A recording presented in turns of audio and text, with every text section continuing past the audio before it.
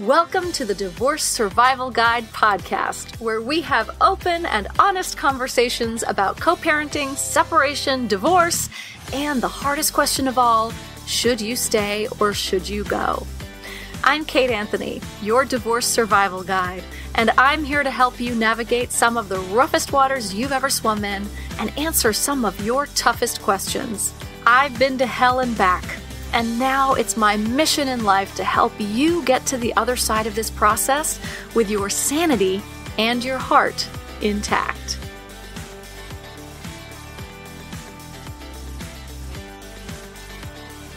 Hey everybody, welcome back to another episode of the Divorce Survival Guide podcast. It's solo episode time.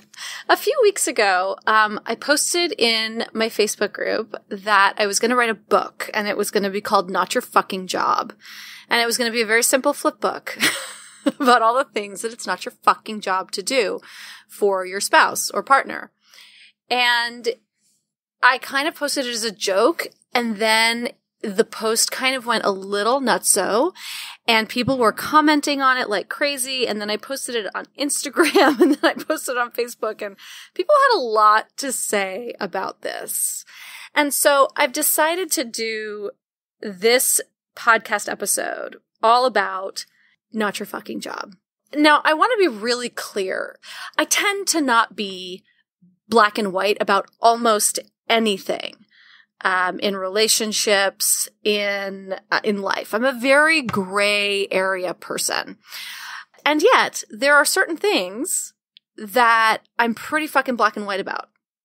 And so I'm going to go through this list of things that I think it's not your fucking job to do or deal with, and then I'm going to talk about each one in a little bit more depth, because it's all very, fun and games, right? It's not your fucking job to put the toilet seat down, which was one of the ones that people put, it's not your fucking job to make him study for school for the degree he says that he wants.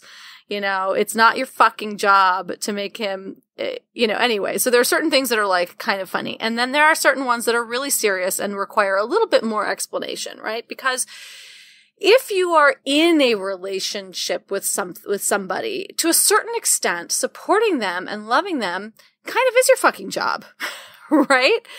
But it's not your fucking job to do it alone, right? It's not your fucking job to care more about his schoolwork than he does. It might be your job to support him in creating structures that help him to have good and healthy study habits, but it's not your job to set those up for him and to see them through for him. So I just want to kind of clarify that as we go through this. So, the first thing on this list is it's not your fucking job to heal his childhood wounds.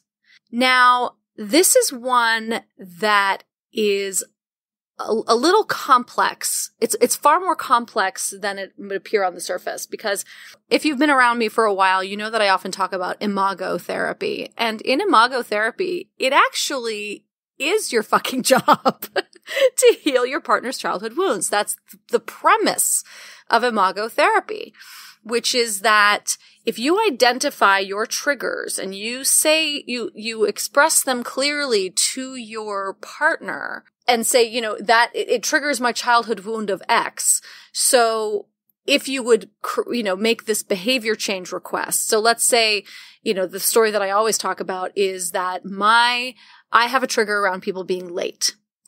And that stems from my childhood wounding of my father always being late to pick me up, and often not showing up at all to pick me up.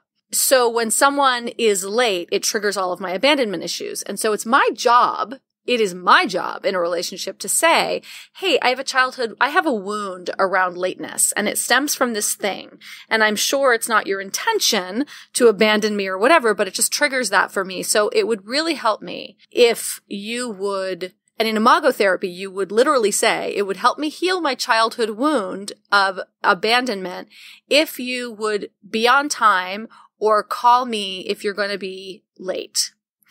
And then it is your partner. You are not entitled to this, though. This is the thing about imago therapy.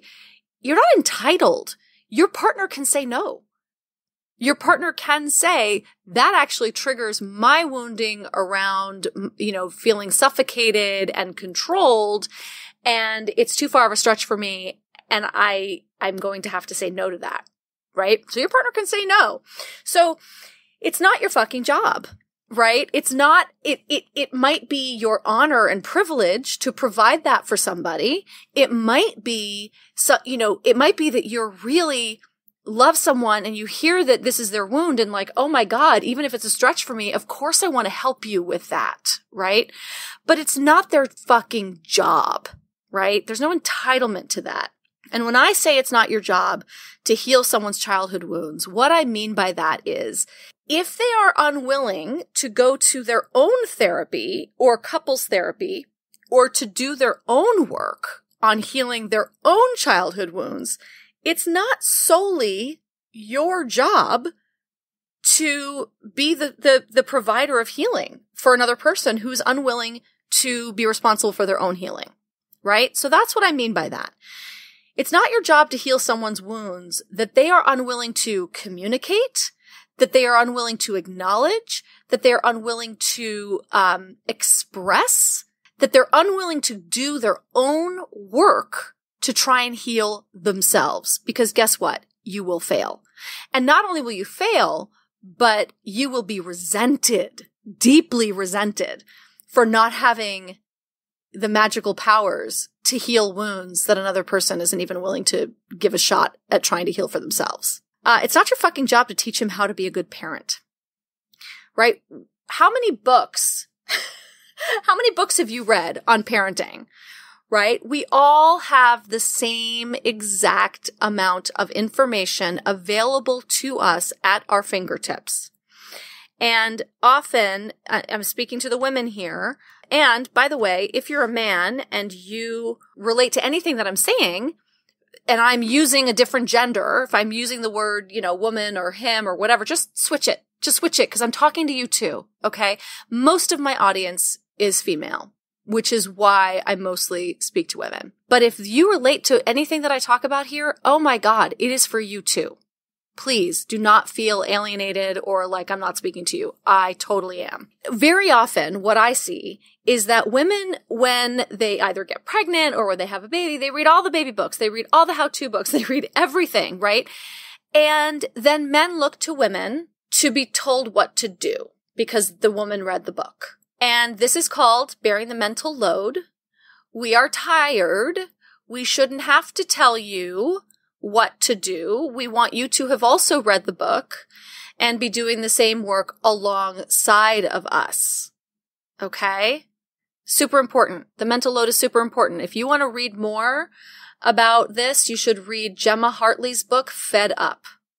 And it's why women are fed up, and it's all about the mental load. So please read that book.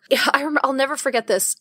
When my son was born, I had read all the books. I read all the books. In fact, I read too many books. I read too many books and they were giving me conflicting information and I was being driven completely insane. But that's not the point.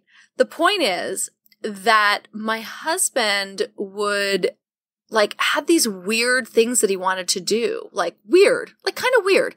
And he finally one day said to me, he's like, I have instincts too. He's like, everyone talks about, mother's instincts. He's like, I have instincts too. And I just looked at him and I went, yeah, but they're wrong. And part of that was that they were not informed by having done any research. Right? I guess we all have instincts, I suppose. But, a lot of my instincts and my impulses around motherhood were about things that I had read in books. And again, I was getting completely confused because I read too many books. But, my husband hadn't read anything. And so he wanted to do weird things that might have been either counterintuitive or not even healthy. I don't even remember what it was.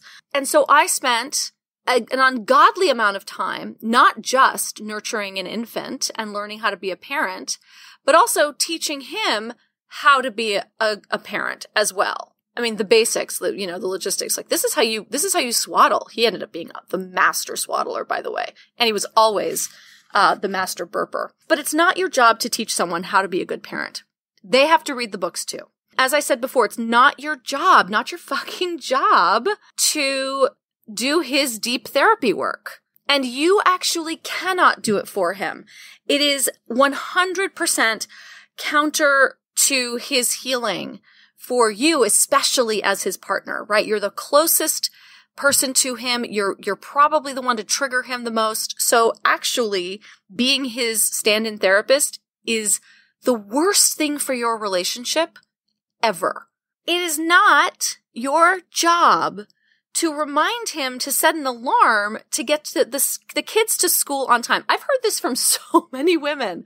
Okay. And again, men, if you have this issue too, if this is not about you, I hear this from so many women that they have, if they have an early training, let's say they're training for a triathlon or something, and they have to get up at 5:00 in the morning and go do their training, that they have to remind their husbands the night before to set the alarm to take the kids to school on time and to pack them lunch the night before. That is not your fucking job. What my clients will say to me is like, but if I don't, then he won't do it. And my response is, let him not do it one time. Let him fail. Let him not do it. Let him send the kids to school without their lunch one time and be the recipient of the phone call that they don't have lunch, and let him have to deal with it. Let him sleep through his alarm and have the kids be late to school and have that be on him. Give him the benefit of the embarrassment and shame. Because if you keep doing it for him, he will never need to grow up, right? You're doing the adulting for him. The more you do the adulting for another person, the more you keep them infantilized. If you want an adult as a partner, you treat them like an adult and you allow them to make mistakes and you don't clean it up. It's not your job to leave him reminder notes of all of the things that need to get done if you're going away for a girls' weekend or or a trip or a work trip or whatever it is, right? It's not your fucking job to leave reminder notes all over the house for all the things that you need him to do. Again, he's a fucking grown-up. And if he does the things, great. And if he doesn't do the things, you don't get to control what happens in your house when you're not there. You just don't. Unless your children's safety is at risk. He may take the children to that birthday party unshowered, with their hair uncombed, and with no birthday present. That might happen. And if that happens, it's not your fucking job to do anything about it. That's on him, right? If you're going away, go away. And my guess is that if he goes away, he doesn't leave you a bunch of lists and tasks and things that need to get done, right? And this goes for people who are divorced. One of the things that happened when I got divorced was that I realized as a stay-at-home mom, I had been responsible for everything in the house. And then when we got divorced, my ex-husband suddenly had to be responsible for all sorts of things that he had never been responsible for. And he would call me in a panic and I would say, I am sure you can figure it out. And he did, because I didn't do it for him. If I had continued to do everything for him, he never would have figured it out. But the very first weekend that he had a birthday party that was on his weekend and he had not planned ahead, it was like half an hour before the birthday party, and he texted me in a panic that he didn't have a present. And I was like, oh, well, guess you'll have to stop at Target on the way. That was it. I didn't clean it up for him. He said, well, what am I going to get him? And I said, gosh, I don't know. Maybe you should text his mom, right? Like, that's as far as I went. And now, I'll tell you what, my ex is far more on top of this shit than I am. So it's not your job to leave him reminder notes, to buy birthday presents for parties that land on his weekend with the kids. Not your fucking job. It's not your fucking job to shop and cook before you go out of town for the weekend. I remember when I was still married and I was going out of town. I had one child. One child. And I was going out of town for the weekend and I was going to a conference or something, and I was with my friend Greg in the playground, and Greg had 3 children, two twin toddlers and like an infant at the time. And I said, oh my God, I have so much to do before I go. I'm going to have to shop and cook and before I go. And he turned to me and he said, I've always been of the mind that you shouldn't have any more children than you're able to handle and take care of on your own. I was like, oh shit. And he was right. He was right. So it's not your job to prepare everything and set everything up, before you go out of town, if you're still married. It's not your fucking job to remember appointments for somebody else. It's not your job to remember his therapy appointment or your couples therapy appointment or your mediation appointment, right? You're a grown-up. It's in your book. If it's not in his book, then he can pay the penalty when he forgets. And then maybe next time he'll put it in his calendar and he'll set up a reminder and he'll figure it out. But it's not your job to remember his doctor's appointments, his, anything. It's not your fucking job. It's not your fucking job to find him a therapist. It's not your job to force him to go to therapy. It's not your job to beg him to go to therapy. My last solo podcast episode was about this, right? About what happens when you've been begging him to go to therapy. It's not your fucking job to beg someone to go to therapy with you. Go to therapy yourself. Go to therapy yourself. And if he chooses to go to therapy on his own, fantastic. If he chooses to go to couples therapy with you, even better.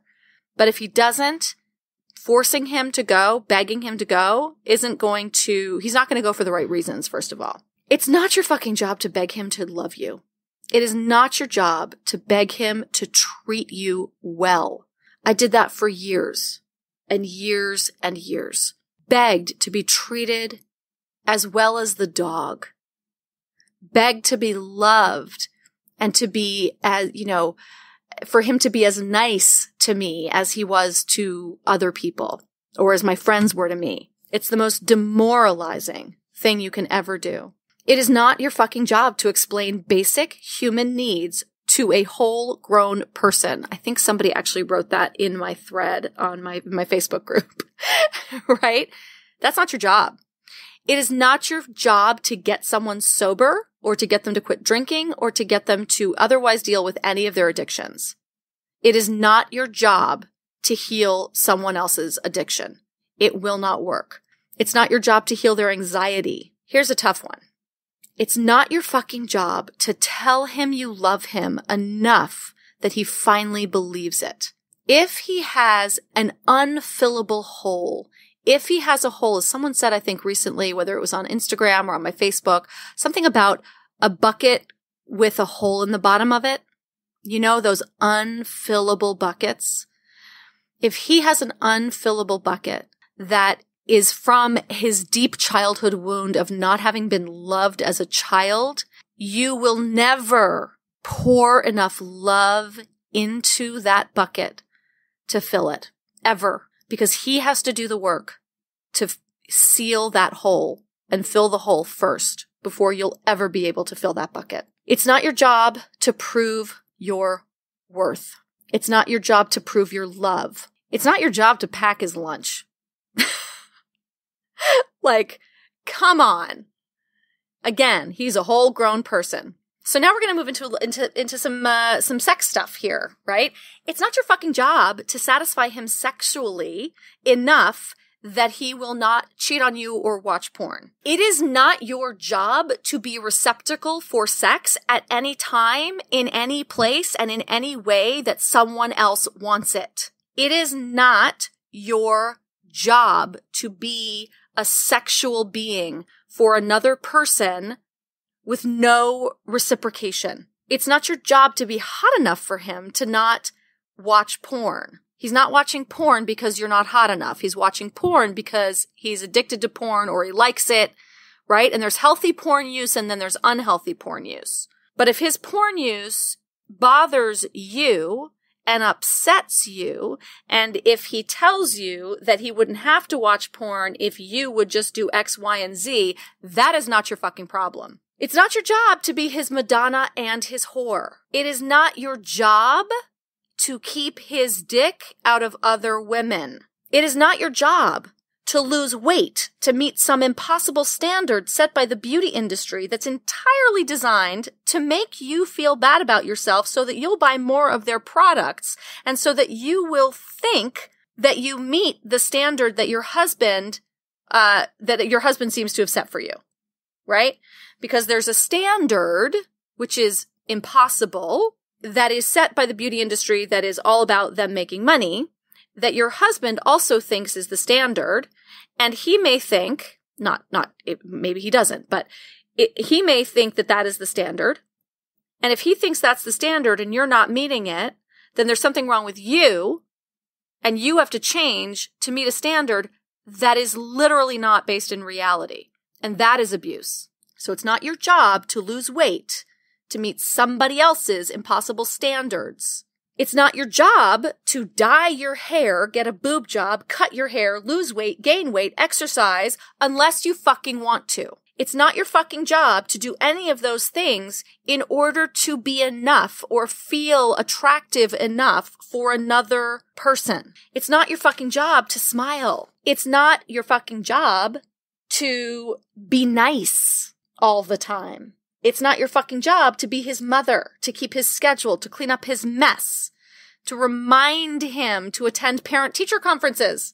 If you are divorced, you need to get one email address that is like, schoolshit@gmail.com or whatever, aidenschool@gmail.com that both of you have access to, that goes to both of your email accounts, and that all of the school stuff goes to. This way, everything is always in both of your inboxes, and there is no excuse for, you didn't tell me, I didn't know. It's not your fucking job to tell him how amazing he is every single day so he feels good about himself. It's not your fucking job to single-handedly bring passion to your relationship. I think you get the picture here. It's not your fucking job to change to avoid conflict. It's not your fucking job to put things in your name because his credit was wrecked, and so now you have to bear the financial burden of the marriage.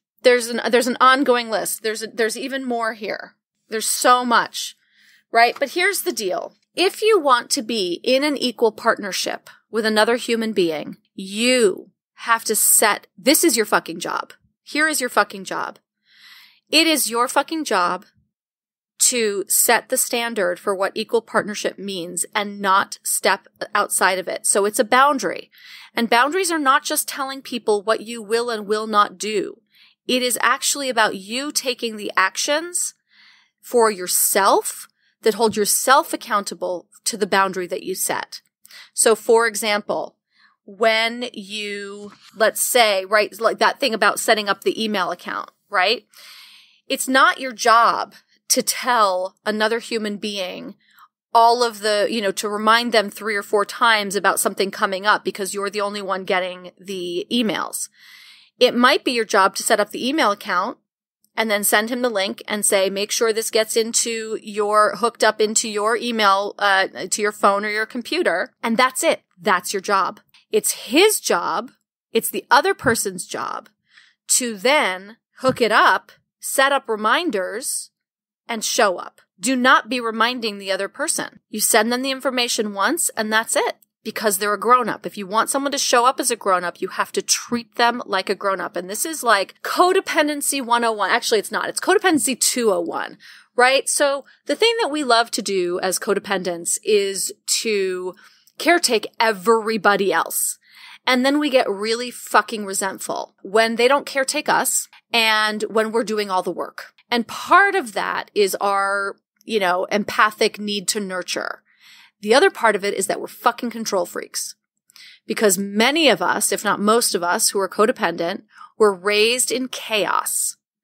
And we have a really hard time letting go of control because in our childhood homes, this is our wounding, and this is the work that we have to do. This is our fucking job. In our childhood homes, there was so much chaos that if we let go of the reins for 5 minutes as children, the entire house of cards would fall apart. Whether that was living with active addiction, or with another, being raised by another codependent. This is like hard-won habits, right? And it can be terrifying for us to give up control. Absolutely terrifying. Because we're 100% sure everything will collapse. But here's the thing, and here's what I want you to ask yourself in these moments, is what's the worst that will happen? Because in childhood, the worst that would happen might have been that you didn't get fed, that you weren't taken care of. You had a need to protect yourself because it might have been a matter of life and death. You're a grown up now, and that's not what's happening. And your children are fine, right? So what's the worst that will happen? Your ex-husband doesn't show up to the parent-teacher conference. Okay. And then what? He doesn't have all the information needed to, help your kid get better in school. Okay. And then what? Right? Just keep walking it down that line. Anxiety is produced by keeping us not all the way down the line, but in the first, oh my God, then he won't show up. Oh my God, but then he won't show up. Oh my God, but then he won't show up. Oh, okay. And then what? And then what? And then what? We release anxiety by going all the way to the end of the line and realizing that, what's the worst that could happen? As codependents and as people who were raised in chaos, we keep ourselves in that loop of, oh my God, oh my God, oh my God, oh my God. Right? And we have to be able to let go of that control. We have to do the work. It is our job to do the work, to relinquish that control, to, go to Codependence Anonymous meetings, to read Codependent No More by Melody Beattie, to go to Al-Anon meetings and learn what it is to let go of control. Because all of these things that I've said today, everything that I've said today, that it's not your fucking job to do, if you're doing these things, you're doing them out of some need to control. Whether it's controlling someone's emotional responses, whether it's controlling someone's success, whether it's controlling someone's love, whatever. It's all about control. And it's your job to get underneath what that is for you. It's your job to find out what it is that you're so scared of losing control of. And that is literally the only way that you will either heal your marriage or have an amicable divorce. Frankly, those are the things. There are many more, I'm sure. I'm sure you could come up with a list of 10 more in your life that come from your own anger, right? All of these things come from your own anger. What is it that you need to relinquish? Make a list, and on the left-hand column, everything that you're doing that's not your fucking job and you want to relinquish control over. And on the right-hand side, what is it that you're trying to control? And I'm thinking you're going to find a lot of freedom in that, okay? And that is your fucking job. Thank you for being here for another episode of the Divorce Survival Guide podcast. I love and adore you all. Make sure if you are a woman and you are not in my Facebook group, you need to get in there. The conversations in there are pretty amazing. Oh, and also I have coming up starting February 3rd, I'm going to be running a live version of my program called Rooted. It is a 6-week immersion. It is my foundational program, and we dive really deeply into inner guide work, inner critic work, values, boundaries. Hello. If you were nodding along with this episode, it's a boundary time, and all sorts of other stuff that's really, really important, foundational stuff for anyone who is either trying to decide whether to stay or go, and for anyone who's gone and still feeling like they need help sort of building their confidence and finding their strength and stepping into their true authentic power. If that's you, this program is 100% for you, and there's a link in the show notes. And I will be taking a group through this program 6 weeks live starting February 3rd. Thanks for tuning in to another episode of the Divorce Survival Guide podcast. If you like what you hear, head on over to Apple Podcasts or wherever you listen in and leave me a review. And don't forget to follow me on Instagram at The Divorce Survival Guide. I'll see you next time, and until then, remember, you, my love, deserve to be happy.